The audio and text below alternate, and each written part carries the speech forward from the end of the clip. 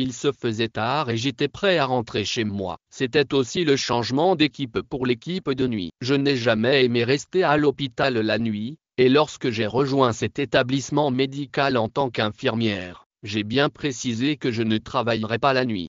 Les gardes de nuit à la maison. Je n'avais ni père ni frère, ce qui rendait les retours tardifs très pénibles. Alors que je marchais dans la rue après avoir quitté l'établissement médical, mon téléphone portable a soudain sonné bruyamment. Lorsque je l'ai sorti, j'ai vu le nom du Dr Arifa clignoter sur l'écran. Elle me rappelait à l'hôpital. Je ne savais pas pourquoi elle me faisait toujours confiance, me parlait toujours en premier de n'importe quoi, mais aujourd'hui, elle m'a posé une question étrange dès que j'ai répondu à l'appel. Il y avait un ton mystérieux dans sa voix, alors j'ai répondu à l'appel de l'autre côté. Elle m'a dit « Écoute-moi ». Elle m'a parlé sur un ton dramatique, comme si elle était un agent d'une agence secrète de détective, semblant me confier des informations confidentielles. « Oui, madame, je vous écoute. Il y a beaucoup de chiens dans la ruelle en dessous de notre maison. Mais pourquoi voulez-vous que je vous parle d'un chien? » J'ai ignoré ma question. Elle m'a demandé d'aller au marché et d'acheter une chaîne. J'ai été étonné et j'ai demandé « Mais que vas-tu faire d'un chien attaché ?» Elle s'est mise en colère et m'a dit « Fais ce que je t'ai dit pour l'amour d'Allah. Arrête de poser des questions inutiles. » Ces paroles m'ont paru très étranges aujourd'hui. J'avais l'impression qu'un animal sauvage était entré dans sa chambre et qu'elle voulait l'enchaîner. Mais je n'avais aucune idée que c'était le début d'une détestable histoire d'amour. Avant de commencer la vidéo, veuillez l'aimer et vous abonner si vous êtes nouveau sur la chaîne. Commençons par le début. Je suis allé au marché et j'ai trouvé une chaîne pour chien et de la corde. Je savais que le Dr Arifa en avait besoin. Arfé avait un besoin spécifique de la chaîne et de la corde. J'ai rapidement acheté les articles nécessaires et je suis retourné à l'hôpital. Je m'attendais à voir un animal sauvage dans la chambre du Dr Arifa, peut-être à l'extérieur de son bureau, prêt à être maîtrisé. Au lieu de cela, en arrivant à l'hôpital, j'ai été surpris de trouver le Dr Arifa confortablement assise dans sa chambre. Lorsqu'elle m'a vu, elle m'a simplement dit « Laissez la chaîne et la corde dans cette pièce ». Je suis entré dans la pièce où les patients étaient habituellement examinés. C'est alors que j'ai vu une femme d'une beauté saisissante, aux cheveux longs et denses et au teint clair. J'ai été stupéfait par sa beauté. Sa beauté semblait excessive par rapport à la situation. Après avoir placé la chaîne et la corde selon les instructions du Dr Arifa, j'ai quitté la pièce, perplexe quant à ce qu'elle avait l'intention de faire avec ces objets. Cependant, je n'ai pas jugé bon de lui poser des questions. De plus, je devais rentrer chez moi et j'ai donc commencé à quitter l'hôpital. Le docteur Arifa m'a alors dit « Ne partez pas. Je veux que vous fassiez quelque chose d'important pour moi, et cela vous sera bénéfique. » Alors même que je me dirigeais vers la porte, je savais que j'avais vraiment besoin d'argent, et j'avais confiance dans le fait que le Dr Arifa m'aiderait. J'avais même acheté la chaîne et la corde avec mon propre argent, et elle ne m'avait pas encore remboursé. Je vous paierai non seulement sur votre salaire, mais aussi sur le mien. En entendant cela de la bouche du médecin, j'ai été stupéfait. « Pourquoi me donneriez-vous de l'argent ?»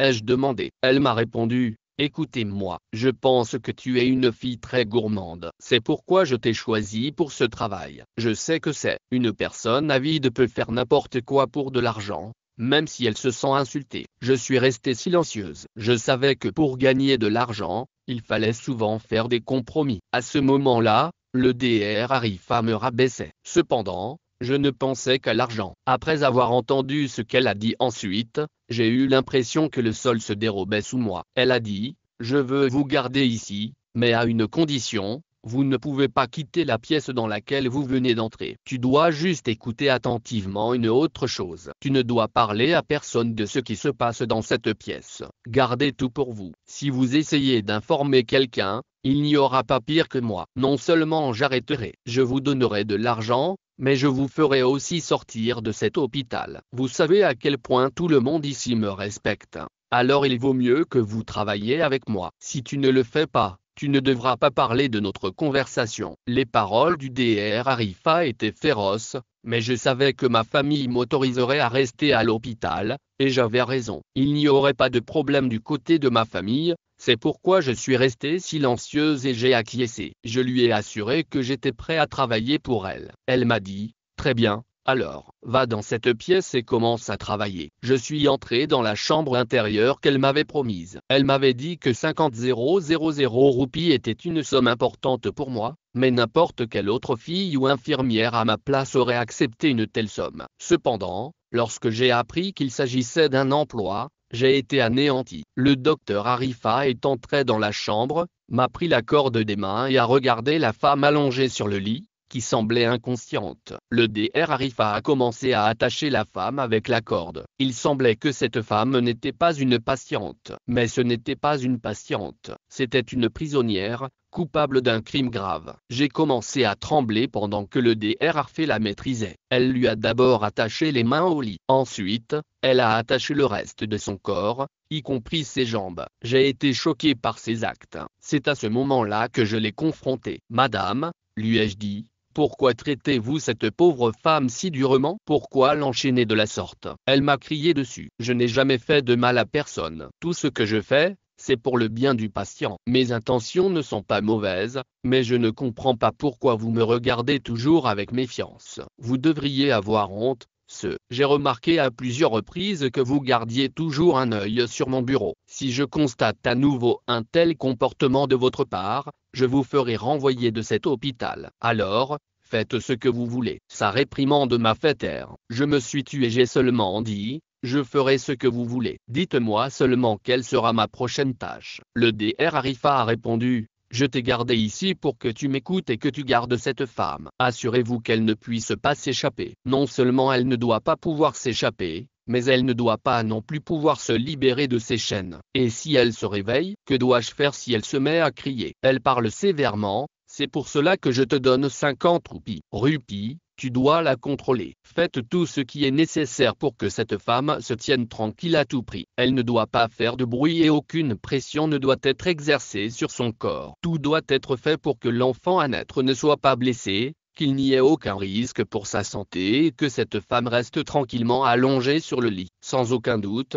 la tâche était difficile, mais je recevais une somme d'argent substantielle et je devais faire quelque chose que j'avais promis au Dr Arifa d'accomplir à tout prix. Elle m'a fait confiance et n'a pas posé d'autres questions. Le lendemain, j'ai trouvé dans le laboratoire un somnifère qui efface temporairement la mémoire du patient sans affecter la santé du bébé. Le médicament a mis du temps à s'activer. Je l'ai donc mélangé à de l'eau et je l'ai administré à la femme. J'ai fait ce que je devais faire. Je lui ai donné le somnifère tous les jours. Je l'ai mélangé à de l'eau et je le lui ai donné. Elle dormait alors comme un cadavre. Parfois, je me sentais mal pour elle. Ma conscience essayait de m'en empêcher.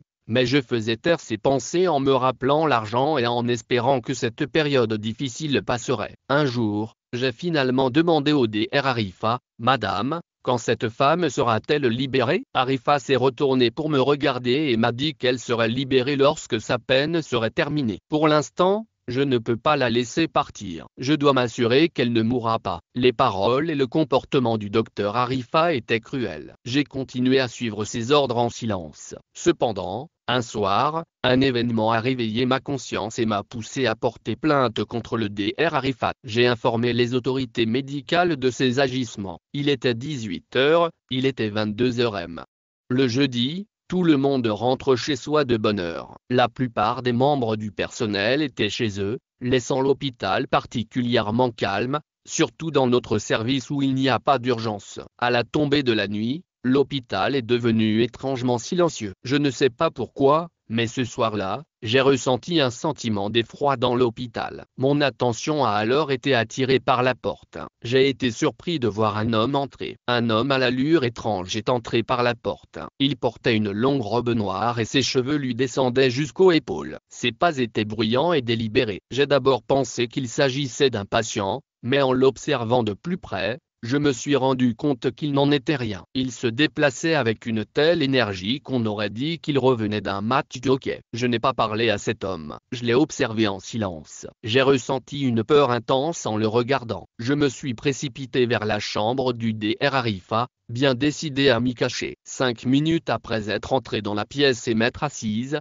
la porte du bureau s'est ouverte et l'homme est entré. J'ai envisagé de m'enfuir, mais il n'y avait pas d'échappatoire. Il a pris une chaise et s'est assis, sans me regarder, mais en se concentrant sur la porte de la pièce derrière moi, j'ai eu le souffle coupé. Mes mains et mes pieds se sont refroidis. Le Dr Arifa ne semblait pas perturbé, comme si rien de tout cela ne lui importait. Elle m'a demandé d'ouvrir la porte et de faire entrer monsieur. Le Dr Arifa a fait un geste en direction de la chambre de la femme, ce qui m'a donné froid dans le dos. Le docteur Arifa avait été terriblement cruel avec cette femme, mais maintenant, je ne savais même pas ce qui se passait. J'étais sur le point de faire entrer cet homme terrifiant lorsque le docteur Arifa me l'a ordonné. J'avais peur, mais j'étais aussi déterminé à ne pas lui désobéir. Je ne pouvais pas me permettre de perdre mon emploi. Lorsque j'ai ouvert la porte de la pièce, l'homme est entré à pas lourd. Il m'a fait signe de sortir. Une fois dehors, il a refermé la porte derrière lui et l'a verrouillée. J'ai attrapé la poignée de la porte et l'ai tournée. Le bruit de la serrure qui s'enclenche me fait frissonner,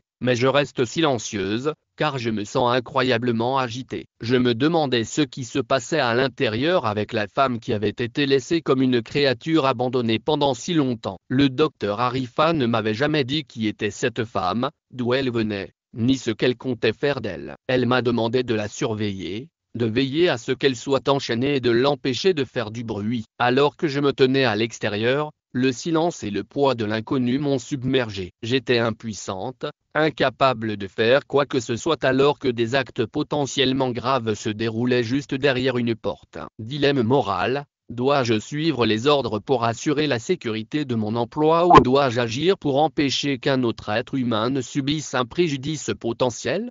En sortant, j'ai commencé à pleurer. Le Dr m'avait ordonné d'attendre à l'extérieur de sa cabine et de veiller à ce que personne d'autre n'entre dans son bureau. Il était situé dans un coin du bâtiment médical, un endroit généralement fréquenté par beaucoup. Elle m'avait dit de détourner les visiteurs de cette zone avec mes mots s'ils venaient la chercher. Si quelqu'un entrait par erreur dans ma cabine et que tout était exposé, je vous en rendrai responsable. En conséquence, je suis sorti. D'habitude, personne ne s'aventurait dans cette pièce. Le Dr Arifa n'était pas du genre à s'engager dans de longues conversations avec qui que ce soit à l'extérieur. L'environnement était calme, mais à l'intérieur de moi, une tempête de questions faisait rage. Je ne savais pas ce que je devais faire ou ne pas faire. Puis, il m'est venu à l'esprit que si je voulais éviter les regrets, je devais en parler aux autorités médicales. J'ai dit toute la vérité aux autorités. J'ai admis mes fautes et j'ai révélé la tromperie du Dr Arifa. Ce moment était crucial. L'homme était encore dans la pièce. C'était le bon moment pour dénoncer le Dr Arifa avec le nom de Dieu sur les lèvres. Je suis allé au bureau de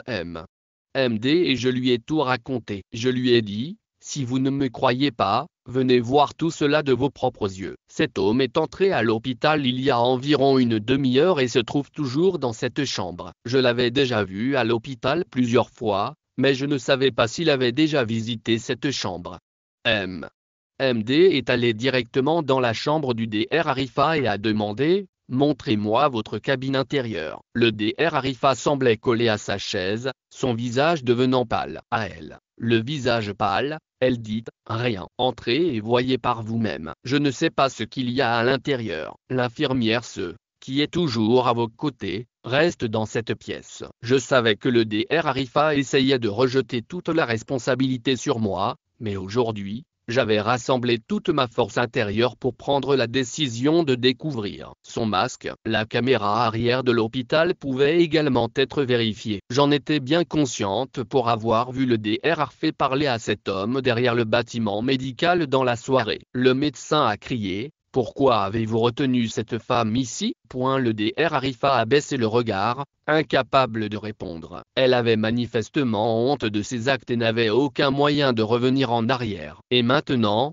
une fouille. La pièce est fouillée et l'homme est arrêté. Il n'était ni médecin ni herboriste, comme le montrait sa tenue. Il a été prévenu que s'il n'avouait pas la vérité, il serait détenu à l'hôpital et soumis à des injections toxiques. En entendant cela, l'homme s'est mis à pleurer et m'a d'abord menacé en disant, « Je vais m'occuper de vous ». Au fur et à mesure que son histoire se déroulait, le masque du Dr Arifa tombait à son tour. Je parle ici dans la langue de l'homme. Je suis une très mauvaise personne. Tout au long de ma vie, j'ai montré et vu de faux rêves. J'ai essayé de faire des affaires, mais je n'ai pas réussi. Lorsque les gens ne parviennent pas à réussir par des moyens légitimes, ils se tournent vers des actes répréhensibles. Je me tourne souvent vers le mal. C'est ce que j'ai fait lorsque je me suis éloigné du chemin de Dieu pour m'aventurer sur celui du diable. J'ai découvert un monde de magie, et j'ai appris cette magie en faisant de grands sacrifices. Mon but ici était de réussir dans mes pratiques magiques, car la maîtrise de cette sorcellerie nécessite l'utilisation de femmes enceintes. J'ai jeté des sorts à de nombreuses femmes innocentes. J'ai payé le Dr Arifa 2000 roupies pour qu'il retienne cette femme afin que je puisse appliquer sur elle la magie que j'ai apprise. Je ne lui ai fait aucun mal. Tout ce qui a été fait l'a été par le docteur Harfé,